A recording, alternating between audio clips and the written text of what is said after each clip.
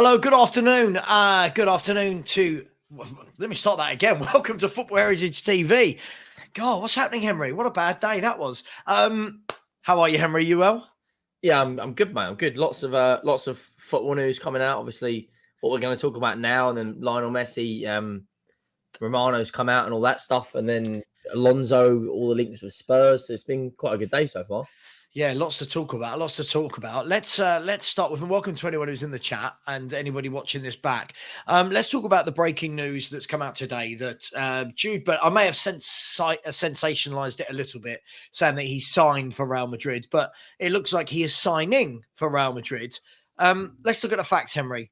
English, 19 years of age. He's already played 175 club career games, a further 24 England games. And it looks like Real Madrid are in pole position to sign him for 105 to 110 million pounds. Is this a good signing for Real Madrid? And is this a good move for Jude Bellingham? Well, it's the first Galactico signing they've had probably since Eden Hazard. I mean, since Hazard, who they signed? Rudiger, Alaba, Tchouaméni, Camavinga. No one's really been, the Kakas, the Di Marias, the Ronaldos, the R9s, the big signings. Is it a good move for Bellingham? Of course.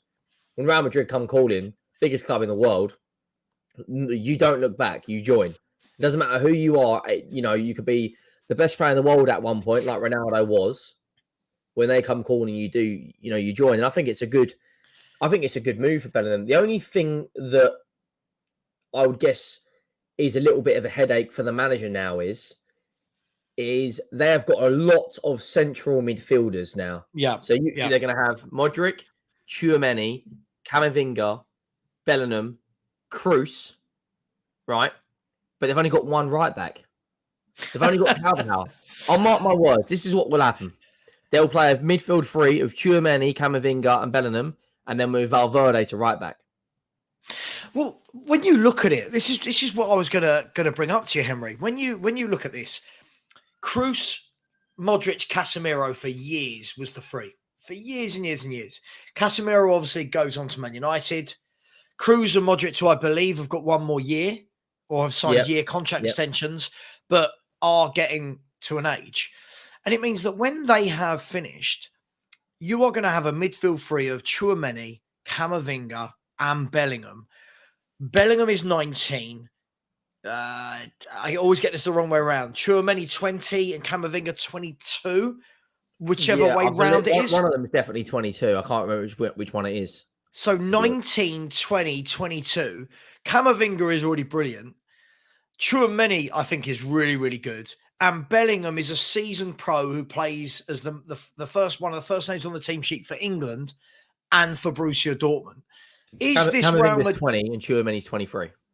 23. Okay, 2023. Is this Real Madrid shoring up their midfield for the next 5 to 10 years? They're shoring up their squad as well. It's not just the midfield. They've got Rodrigo and Vinny Jr., who are both 22. Yeah. They are building a new Galactico era. The likes of Ramos has gone. The likes of Pepe has gone. Modric and Kroos, like you said, are both on their kind of final year of their contract. You look at, Ronaldo's gone, Bau's gone, ice cold Big Ben's is still there, but he's going to go. And I can already tell you who's his replacement's going to be. He's sitting at Man City right now. Yeah. Real Madrid are building, and it's like, it's clever business. It's really clever business what they've done. No one heard of Rodrigo before he was at Madrid. Camavinga was doing his thing. Was it at Rennes he was at?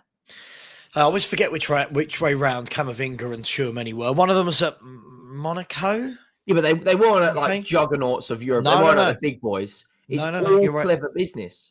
For me, Bellingham, this is going to be. I think this will elevate his career to being one of the best central midfielders in the world.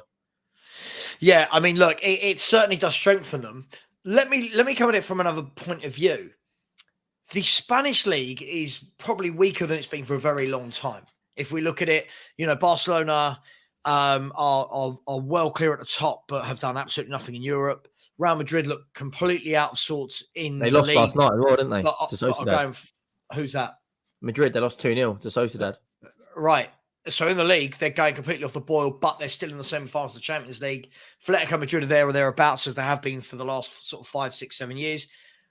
But is going to La Liga a good move for Bellingham, or does the fact that it's Real Madrid override anything that's going on in the current circumstances? Well, the only other two clubs I think you'd look at other than Real Madrid would be Liverpool or City. Yeah. I don't think Arsenal are going to fork out 100 million plus for Bellingham. I don't think he would join Chelsea looking at them right now. Man United, with their takeover over their head, would he join them? I don't think so.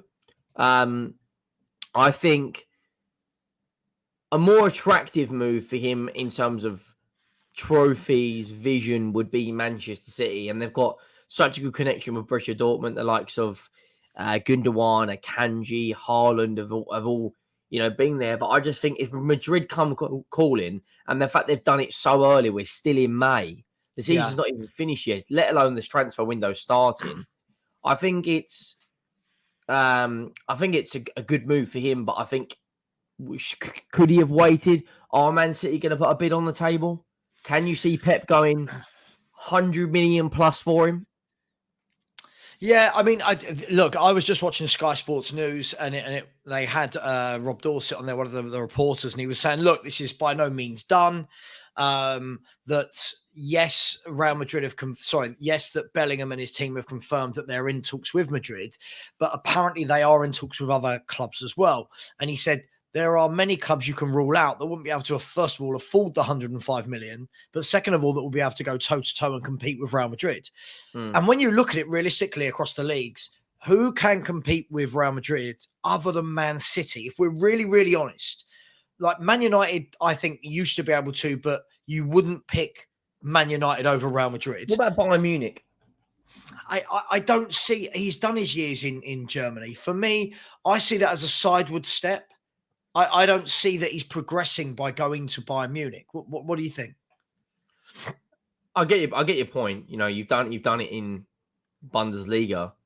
I think at the moment, Madrid, in what they're doing in terms of building young players, I think it is a great option for him. But I agree with your opinion. Going to the Premier League I think it would elevate him even more. I mean, everyone was convinced he was joining Liverpool, weren't they? Henderson tapping him up at the World Cup, him and Trent sitting there taking pictures, cuddling each other on the training pitch. Everyone thought he was going Liverpool. Yeah. But do you think this opens up other up and coming players that you don't have to join the Premier League if you're an English player to succeed?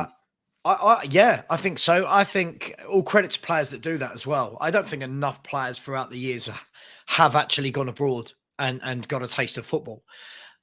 Look, Jude Bellingham would go to Man City, probably start every game, purely because the likes of, next year, I think they're going to move a few on, aren't they? I think Gundogan will probably go. Bernardo Silva will probably go. Maybe Amaras will go, and they'll look to evolve the squad as usual. But where do you go in the Premier League other than Man City that's scintillating at the moment? Like we keep saying it's a strong league, but outside of Man City, I don't think it is a strong league with a massive attraction at the moment that Madrid and Barca can still offer. They'll always be able to offer because of who they are. I've got an opinion, a popular opinion. Oh my god, I like that. An opinion. I can't even speak. Wait, you know what I'm trying to say? An unpopular opinion. Yep, I think that the Premier League teams should focus more on the domestic and cup competitions. So outside of Man City competing for the Premier League, when's the last time an English team won the Europa League? Yeah, they struggle. This is not just Man United, wouldn't it? Man United, which would have been, Chelsea did it in. Chelsea did it in when they had Hazard, which would have been what, 2018? Yeah, you had Chelsea and Arsenal that got to the final that year that played each other. Man United beat Ajax. Was it the year before or a year after, whatever it was? Yeah. But you look across the Germans, the Italians, and the Spanish. They take these sort of competitions a lot more seriously. Like, I think there's been look at the last 10 years of the Europa League. Sevilla have won it 4 times. Villarreal have won it once. Atletico Madrid have won it twice. Then you look across Italy. Inter Milan have been in a final. AC Milan have been in a final. Napoli. Look at the Champions League this season. 3 Italian teams in the quarterfinals. Yeah. I think, but in England, we're so focused on top 4. It's like that's an individual trophy on its own. I agree. I agree because people go, Champions League's the be all and end all. Champions League, Champions League, Champions League. Then the last few years, the English teams haven't done that well. I mean, other than Man City, who could win it this year, last year, Spanish team won it. The year before that was whoever. Yeah, I agree with you. But if we bring it back, circling to Bellingham, is he able to go there and be part of a team, like you said, with Camavinga, with Tchouaméni, with Rodrigo, with Vinicius Jr., maybe a Haaland joining, Militao's not old, Valverde. Is he able to go there and create the Real Madrid of old, the Real Madrid that dominated? Yeah, I think he is. Them players you just listed there, Vinny Jr., Tchouaméni, Camavinga, Valverde, they are building a Galactico again. They've signed Militao as 23, 24, Max 25 years old. Courtois still got legs in him. Alaba's still got legs in him. I think Madrid now will be Madrid and City dominating Europe now for the next 5 to 6 years. In England and Spain, you might get the odd team come in and like Man City and Liverpool been dominating the Premier League, and you get a Chelsea and every now and then come in and win it. But I think at the moment they're probably the 2 most attractive clubs to play for in Europe. Do you not see? And by the way, just quickly, there's 103 of you in here, so please smash the like button. Please subscribe to Henry Wright TV. Please subscribe to Football Heritage TV. We're 34 away from 5K. I feel like I've been 30 odd away for ages. So 34 people, if you haven't subscribed to me already, please do. Please smash that like button. Barcelona, let's bring them into this mix because Barcelona, it's a strange one, right? They've been off sorts for a couple of years. Lots of people obviously saying since Messi's gone, they've been off form. But this year, they're winning the league at a canter. They've got a lot of young players that are going to start to come into their own. Probably going to get back Lionel Messi, as obviously just been announced by Romano that he's definitely leaving PSG. So if he doesn't go to the US, they're saying he's going to go back to Barca. Could you not see Barcelona coming back and being a powerhouse like Madrid? And if not, why not? He's winning the league enough for Barcelona, would be my first point. I think since Messi's left, even before that, since Suarez left, they've kind of really fallen off a bit. Luis Suarez left Barca, went to Atletico and won a league title. I just generally think Barcelona aren't. I don't think since Pep's left, I get it. Luis Enrique had, a fantastic time there. The first team to ever win 6 trophies in one season or whatever it was. I just don't think they're when you think of Barcelona, instantly you think of Pep. You think Xavi, Iniesta, Busquets, Dani Alves, Alba, Piqué, Puyol. You think Messi, Pedro. Now you think who? When you honestly think of Barcelona, who's their best player right now? Probably Pedri or Gavi. But it's not an instant. Lewandowski. It's not like you look at Real Madrid, you go Modric, Kroos, Benzema. You look at Man City, you go De Bruyne, Haaland. I think Barcelona winning the league. I don't think that's enough, and I don't think that Barcelona has the pull of Man City, of a Liverpool, of a Madrid today. You don't think Barcelona have the pull of a Man City? Who's the last Galactico style player they signed? Hang on, because they've had money issues. But do you not think if all was level with money that Barcelona aren't as big a pull as Madrid and City? No, not really? At the moment, no. Honestly, I believe that, yeah. You truly believe that? You look at Man City. Man City, we talk about Man United winning 13 Premier League titles. Man City could dominate the Premier League with Pep for the next decade. Sure. I'm not doubting Madrid will always be in and around that Champions League semi-final, final, because it's Madrid. Yep. I don't feel like is there a manager out there that would go to Barcelona and put them back up to that level? I just don't think that Barcelona are what they were a decade ago. No, of course they're not. But you've got to remember, every team that is up there has to come down here at some point to go back up there. And if you look from where they were a couple of years ago, now Pedri and Gavi are coming through. Balde, Araujo's getting better. Yeah. Players like I always forget his name, the midfielder that Man United wanted. Frankie de Jong. Frankie de Jong. If they get Messi back, you know, I think that they could. I think they could. Are they what they were 10 years ago? No. That was such a special crop of players. But listen, they've just absolutely battered Real Madrid to the league title. Haven't they? They've absolutely but to those sort of battered them clubs, to the title. to those clubs, is it enough? Is winning the league title enough? I mean, if Madrid won the league title and didn't go far in the Champions League and didn't do anything, I don't think they've won the Copa del Rey Cup in about 10 years. For Madrid and Barca, is that enough? Is a league title enough? But for where Barca are right now, I don't think anyone was thinking they were going to win any form of Champions League. Do you know what I mean? They are. Yeah, this is the thing. We're so impatient as fans building, right? If you look through their team, as I said, Balde is very young. Fati is young. Araujo's very young. Isn't Gavi apparently? Isn't he? Aren't Man City after him? They won't get Gavi. How much? What release clause do you reckon Gavi's got? No, but they can't register him at the moment, can they? He's in the reserves. Who, Gavi? Yeah, they can't register him. Why? Because didn't he play at the weekend? Is it Gavi or is it the other one? Hang on. Let's have a look. Hang on. Let's have a look. They're in the Spanish league, right? Okay. If we look at the Liga, we look at Barcelona, their last game, which they beat Osasuna 1-0. Pedri, De Jong and Busquets started. And here we go. Barcelona was dealt a massive blow earlier in the month when the court overturned its decision to grant registration to Gavi for the first team. Heeding La Liga's complaints, the decision of Gavi's registration meant the midfielder had to relinquish his number 6 and return to number 30, potentially moving to the reserves. Well, he's played the last 4 league games for them, so I don't know why. I mean, I don't think ESPN or Goal are very reliable, but see, I think what Barcelona are now, when I've seen them, if I look at the team that played the other night, and you look at Koundé, Araujo, Christensen, Balde, it's very young across the back line there, right? Then De Jong, Busquets, Pedri, Gavi. You know, all right, De Jong's probably mid-20s. Busquets got 1 year left, I think, on his right. I think that what they're doing is different. I think they're doing it differently to the way Madrid do it. Madrid are going out and buying. How much did they spend for Tchouaméni, for Camavinga? 105 million for Bellingham. They spent 120 on both of them. Right, and then if you look at 105 million if they get Bellingham. So is that what it is? 105 million. Apparently. I don't think this is over. I think City will. You think City have still got a chance to go in and get him?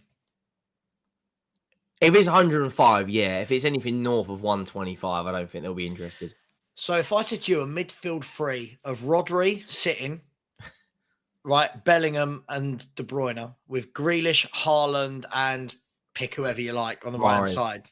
Yeah, you quite happy with that as a front 6? Backups of Foden. Well, I think Alvarez. I think Bellingham would be your Gundogan replacement for 10 years. I think he adds more. I think Bellingham's best position is in between an 8 and a 10. I think he's great. His best part of his game is in the final third. I think his decision making is very, very, very good. His decision making. When he plays the right pass, you should do it. Gundogan's a little bit deeper, and through as he's got older, he's become like a bit of a number, not a 6 because I think Rodri's a 6, but more of a number 8. I think Rodri at Man City would be a different animal. Not Rodri, Bellingham. Sorry. Yeah. Listen, it's going to be interesting. I just can't see anybody else in the mix for him. If I'm really honest, I as I said, I don't think anyone else in the Premier League got that. Leave it go. Oh, Levy will offer 5, maybe he'll offer 5 million. As I said, we're going for 5 more minutes, people. There's 135 of you in here, which is quite good for 4 o'clock. I'm then going to be going live at 5 p.m. with Football's 12th Man podcast, Dan Potts, as we're going to be doing a Spurs versus Arsenal show. Then we are live on Henry's channel at 6 p.m. So lots of streaming in the next few hours. But please smash the subscribe button. Since I asked, not one of the 144 of you in here has subscribed. Please go and subscribe. Subscribe to Henry Wright as well. Do you think if Bellingham goes into Real Madrid that he instantly becomes a starter? Because what we've seen with them buying Tchouaméni and Camavinga is both of them have had to wait. And even now, they're not guaranteed. Camavinga more than Tchouaméni, but not guaranteed that start. Would Bellingham go straight in? Well, they've got. I like the way Madrid have done it. It's kind of humbled the players. So Yeah. I think, do you know what? You don't come into this club and start. You earn your stripes and then you join. However, due to the price tag he's got on his shoulders of 105, 106, 107 million, and the fact that Kroos and Modric are a bit older, I think he'd come in, start straight away. I think with Camavinga and Tchouaméni, I think they were at the time they were a little bit less known than Jude Bellingham, for instance, because he's done it at a World Cup. And I'm not saying that Camavinga and Tchouaméni haven't, but because he did it at such a young age for England, where he literally we had an 18-year-old starting in World Cup with us alongside Declan Rice and whoever we wanted to play at Cam. I think he comes in straight away and starts them. But it wouldn't surprise me if they went, he come off the bench maybe 70 minutes in for his first game and then started maybe his third or fourth game after that. I mean, worrying. When you see comments like this, you can tell who watches football and who doesn't, right? I mean, if anyone has watched Jude Bellingham and their assessment is he's only done it in a farmers league. I mean, unbelievable. It's absolute madness. The guy is absolutely class. Look, what it does do then, it gives Real Madrid will have some of the hottest young property in world football. And I think the worry for many other clubs is going to be, where are the midfielders that they can go and get? Because Chelsea have just had to pay 120 million for Enzo. You've got Real Madrid seemingly looking like they're going to get Jude Bellingham for 105 to 110 million. Where are the other good young midfielders out there that are going to be that sort of price, Henry? Who are the big stars coming through? That's where you need proper scouting. I feel like a lot of the big clubs at times are lazy.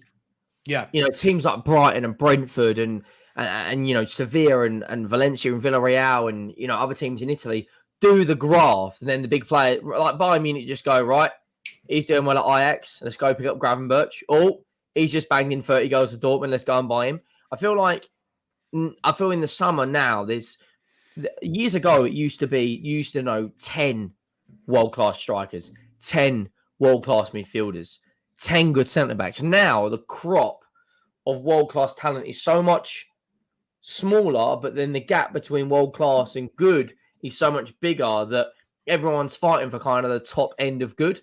And I feel like now, unless you've got a good scouting network, like look at Alvarez, for instance, at Man City, playing at River Plate. No one thought, let's go and get him.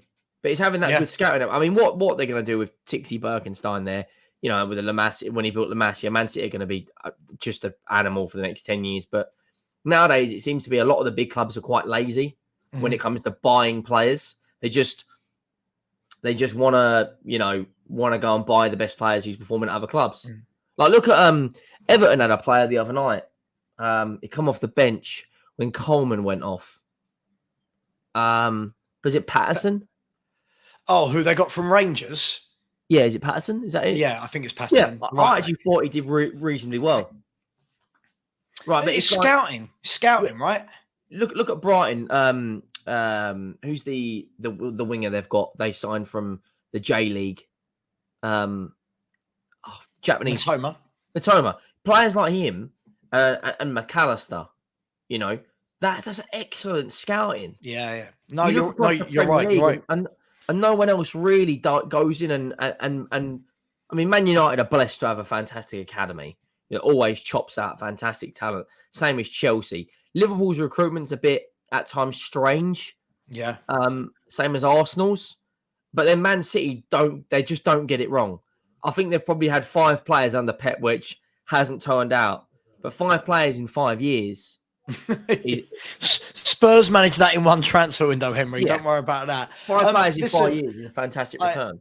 I do need to go. Yeah, Terry's right. You know, Rice is the obvious go-to, right? In terms of he's going to be the one, I think, that a lot of these Premier League clubs that would have wanted Bellingham, I can see all fighting over Rice. I can see Chelsea, Liverpool, and Man City possibly fighting over him. Man City, less likely for me because I feel like Pep likes people who can play a bit more, but we'll see. Listen, Henry, I do have to jump on a show at 5 o'clock. So thank you very much for giving up 25 minutes of your time. Everybody in the chat, I'm going to put the link in. I'm going live in literally 120 seconds with Dan Potts. He's going to tell me all about how Arsenal are going to win the league. I'm going to tell him how Man City are going to win it.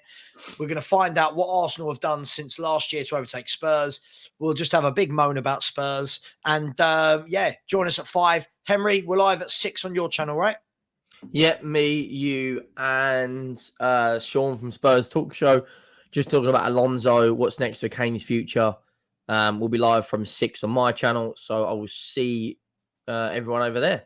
Yeah, absolutely. And I've just put the link into the chat. I'll put it in again in case anyone's missed it. That link will take you over in 1 minute to my show starting the North London Divide.